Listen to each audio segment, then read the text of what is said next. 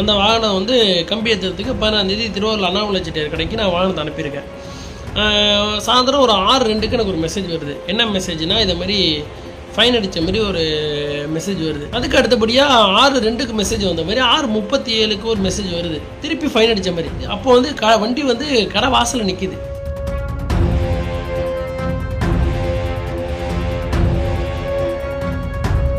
சரியா அதுக்கப்புறமா வந்து நம்ம வந்து காவல்துறை ஸ்டேஷனில் ஃபோன் அடித்து பேசுவோம்னு சொல்லிட்டு அடித்து பேசும்போது நான் ஒரு நாளைக்கு எனக்கு 500 கேஸ் அடிக்க சொல்கிறாங்கப்பா, நாங்கள் வந்து குறைஞ்சது ஒரு நாளைக்கு 100 கேஸ் தான் அடிக்க முடியுது, மிஷின்லாம் பழசா போயிடுச்சு அப்படிங்கிற மாதிரி சொல்லியிருப்பாங்க. எனக்கு வந்து 2 கேஸ் போட்டிருக்கீங்க, அதுவும் ஒரே இதில் சீட் பெல்ட் போடல. ரெண்டாவது வந்து குழந்தைய வண்டியை ஓட்ட விட்டுருக்காங்க. ஏதாவது 2த்துல அது அல்லது இது அப்படிங்கிற மாதிரி ஒரு கேஸ் 2 கேஸ் போட்டிருக்காங்க. ஒரு கேஸ் போட்டு அடுத்த 5 நிமிஷத்துக்குள்ளே இன்னொரு கேஸ் போட்டிருக்கீங்க. பார்க்குற நிறைய போடுறதால தெரியல, அது என்னன்னு மேட்டர் இல்லை. எல்லா வண்டியும் போடுறதுதான். ஒரு நாளைக்கு 500 கேஸ் போடுங்கிறாங்க, நாங்கள் போடுறது இல்லை. மிஞ்சி போனால் ஒரு 50 கேஸ், இப்போ எல்லாம் 40 கேஸ் 30 கேஸ் தான். 500 போடுங்கிறாங்க ஒரு நாளைக்கு.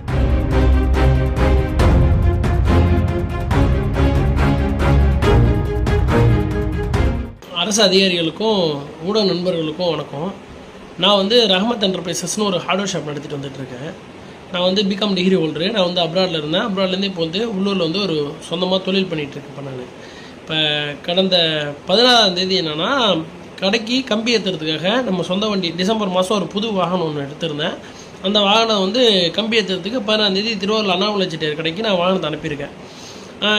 சாயந்தரம் ஒரு 6:02க்கு எனக்கு ஒரு மெசேஜ் வருது. என்ன மெசேஜ்னால் இதை மாதிரி ஃபைன் அடித்த மாதிரி ஒரு மெசேஜ் வருது. உடனே நான் அதை ஓப்பன் பண்ணி பார்த்துட்டு என் வண்டி ஓட்டிகிட்டு போன டிரைவருக்கு நான் ஃபோன் பண்ணி கேட்குறேன், என்னப்பா இதேமாரி ஃபைன் அடிச்சிருக்காங்களா, என்னத்துக்கு படித்தாங்க, யாராவது மறைச்சாங்களா, மறைச்சி எதாவது கேட்டாங்களாப்பா, பேப்பர்லாம் காட்டினீங்களா, இல்லை கரெக்டாக தானே இருக்குது, எதனால் ஃபைன் அடித்தாங்கப்பான்னு கேட்கும்போது, இல்லை முடிகொண்டான்கிட்ட ஒரு காவல் அதிகாரி நிப்பாட்டி வண்டியை மறைச்சிட்டு இதேமாரி என்னப்பான்னு கேட்டாங்க. இதேமாரி கம்பி ஏற்றிட்டு போகிறோம் சார் கடைக்குன்னு சொன்னோம். சரிப்பா போங்கன்னு அனுப்பி விட்றாங்க, மற்றபடி எங்கள்கிட்ட எந்த ஒரு கேள்வியும் கேட்கல, நீ எங்களை நிப்பாட்டெலாம் கொள்ளல, எதுவுமே செய்யலை அப்படிங்கிற மாதிரி சொன்னாப்புல. சரிப்பா ஏதோ ஃபைன் அடிச்சிருக்காங்க, சரிப்பா நம்ம அங்கே ஸ்டேஷனுக்கு அடித்து நம்ம பேசிப்போம் அப்படின்னு சொல்லிட்டு நீங்கள் வாங்கப்பான்னு நான் சொல்லிட்டேன். அதுக்கு அடுத்தபடியாக 6:02க்கு மெசேஜ் வந்த மாதிரி 6:37க்கு ஒரு மெசேஜ் வருது. என்ன மெசேஜ்னால் இதை மாதிரி திருப்பி ஃபைன் அடித்த மாதிரி. எனக்கு ஒன்றுமே புரியல, என்னடா 6:30 அப்போ வந்து வண்டி வந்து கடை வாசலில் நிற்கிது. கடை வாசல் நிற்கும் போது திருப்பி அதே வண்டிக்கே ஃபைன் அடிக்கிறாங்கன்னு சொல்லிட்டு திருப்பி 2 செலானையும் ஆன்லைனில் போய் டவுன்லோட் பண்ணி பார்த்தா அந்த 2 செலானில் இணைக்கப்பட்ட புகைப்படம் எதுவுமே வந்து தெளிவாகவே இல்லை. ஒரு புகைப்படத்தில் ரோடோட ஃபோட்டோ இருக்குது, ரோட்டில் வெள்ளை கலரில் அந்த ஓரத்தில் லைன் அடிச்சிருப்பாங்களே அந்த ஃபோட்டோவும், இன்னொரு புகைப்படத்தில் வந்து வெறும் இருட்டாக இருக்குது அந்த ஃபோட்டோஸில். சரி அதுக்கப்புறமா வந்து நம்ம வந்து காவல்துறை ஸ்டேஷனில் ஃபோன் அடித்து பேசுவோம்னு சொல்லிட்டு அடித்து பேசும்போது ஒரு நாளைக்கு எனக்கு 500 கேஸ் அடிக்க சொல்கிறாங்கப்பா, நாங்கள் வந்து குறைஞ்சது ஒரு நாளைக்கு 100 கேஸ் தான் அடிக்க முடியுது, மிஷின்லாம் பழசா போயிடுச்சு அப்படிங்கிற மாதிரி சொல்லியிருப்பாப்புல. எனக்கு வந்து 2 கேஸ் போட்டிருக்கீங்க, அதுவும் ஒரே இதில் சீட் பெல்ட் போடல. ரெண்டாவது வந்து குழந்தைய வண்டியை ஓட்ட விட்டுருக்காங்க. ஏதாவது 2த்துல அது அல்லது இது அப்படிங்கிற மாதிரி ஒரு கேஸ் 2 கேஸ் போட்டிருக்காங்க. அதுவும் 5 நிமிஷத்துக்குள்ளேயே ஒரு கேஸ் போட்டு அடுத்த 5 நிமிஷத்துக்குள்ளே இன்னொரு கேஸ் போட்டிருக்கீங்க. அதில் ஏதாவது ஃபுட்டேஜ் ஒரு வேளை அவங்க தப்பாக ஏதாவது இருக்காங்க, ஒரு ஃபுட்டேஜ் ஏதாவது வண்டி ஃபுட்டேஜ் அந்த மாதிரி ஒரு கேஸ் 2 கேஸ் போட மாட்டாங்க, போட்டு தான் போடுவாங்க. அதாவது ரியலாக பார்த்து ஃபோட்டோ எடுத்து தான் போடுவாங்க சார். அதில் ஃபோட்டோ நீங்கள் ஃபோட்டோ அப்லோட் பண்ணியிருக்கீங்களா? அதில் வந்து வெறும் ரோடு ஃபோட்டோ தான் சார் இருக்குது, வெஹிக்கிள் ஃபோட்டோவோ இல்லை வேறு வண்டி நம்பர் போர்டோ எதுவுமே இல்லை சார் அதில். சார் அதுதான் ஆக்சுவலாக நீங்கள் நிப்பாட்டி விசாரிச்சிங்களா, நீங்களும் இன்னொரு ஒரு ஐயாவும் இருந்தீங்க. பார்க்குற நிறைய போடுறதால தெரியல, அது என்னன்னு விசாரிச்சு எவ்வளோ அமௌண்ட் ஃபைன் போட்டு வந்துருக்கு சார். 2000 1000 ரூபாய்க்கு 2 பில் அடிச்சிருக்கீங்க சார் நீங்கள். 2 போட்டிருக்கேன் நான் போடுறேன், என்னன்னு கேட்கறேன். அந்த கேஸ் 2 கேஸ் போட்டிருக்கேன். இத்தனைக்கும் அதில் நான் என்ன சொல்கிறேன் சார், சீட் பெல்ட் போடலங்கிற மாதிரி பெட்டிஷன் கேஸ் போட்டிங்கன்னா அது வண்டி ஓட்டுறவங்க மிஸ்டேக்கா இல்லை வண்டி வச்சிருக்கவங்க மிஸ்டேக்கா? அது அதேமாதிரி அந்தந்த இண்டிவிஜுவலாக யார் வண்டி ஓட்டுறாங்களோ அவங்க லைசன்ஸ் இருக்கும், அவங்க லைசன்ஸை வாங்கி அவங்க லைசன்ஸ் இல்லாட்டிங்க அப்போ தான் அவனுக்கு புத்தி வரும். ஆக்சுவலாக இது எப்படின்னா கேஸ் என்ன போட்டிருக்காங்கன்னா அவங்க 194B Part 2ல் போட்டிருக்காங்க.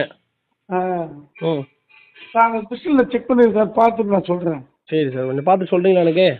சொல்கிறேன் நீங்கள் பார்த்து சொன்னீங்கன்னா தான் சார். அடுத்து நான் ஆக்சுவலாக நேற்றுலேருந்து எனக்கு மூளையே வேலை செய்யல சார், ரொம்ப மன உளைச்சலாக இருக்கேன். என்னடா இவ்வளோ ப்ராப்பராக பண்ணுறாங்க, பெரிய மேட்டர் இல்லை. எல்லா வண்டியும் போடுறதுதான், அது பிரச்சனை இல்லை சார். இருந்தாலும் நம்ம எல்லா வண்டியும் போடுறது, நமக்கு வண்டி மட்டும் கிடையாது சார்.